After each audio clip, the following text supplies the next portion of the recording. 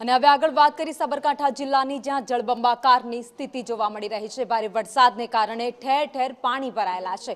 ઈડરના કડિયાદરાની વાત કરીએ, જ્યાં 12 થી 13 ઇંચ વરસાદ વરસ્યો, ત્યારબાદ કડિયાદરામાં જ્યાં જુઓ ત્યાં માત્ર પાણી જ પાણી દેખાઈ રહ્યું છે। આ સાથે સાબરકાંઠાના અન્ય એવા વિસ્તારો છે જ્યાં સમગ્ર જગ્યાઓ પર પાણી દેખાઈ રહ્યું છે। 13 ઇંચ વરસાદ વરસ્યો છે તો ભારે વરસાદથી નીચાણવાળા વિસ્તારો પાણીમાં ગરકાવ થયા છે। ઘરમાં પાણી ભરાતા રહીશોને હાલાકી પડી રહી છે। તો કડિયાદરા ગામની ગોવાવ નદીમાં પણ અત્યારે નવા નીરની આવક થઈ છે।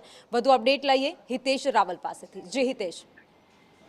જી ભાવિની, સમગ્ર સાબરકાંઠામાં ગઈ રાતથી અવિરત વરસાદ વરસ્યો છે। 24 કલાકમાં ખેડબ્રહ્મા અને વડાલી અને ઈડરમાં અવિરત વરસાદ અને ધોધમાર વરસાદના કારણે ક્યાંક નીચાણવાળા વિસ્તારમાં ખેતરમાં બેટમાં ફેરવાયા છે અને ખેડબ્રહ્મા અને વડાલી વિસ્તારમાં મોટી હાલાકી પડી રહી છે।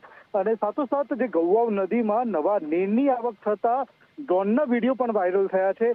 સુંદરતાના જે દ્રશ્યો આવ્યા છે નદીમાંથી જતા લોકો ખુશીથી નજરે જોવા મળી રહ્યા છે। સાથોસાથ આજુબાજુ જે ખેડબ્રહ્માના અંતરિયાળ વિસ્તારમાં હજી પણ જો વરસાદ આવે તો નીચાણવાળા વિસ્તારના ખેડૂતોને રોવાનો વારો આવી શકે તેમ છે।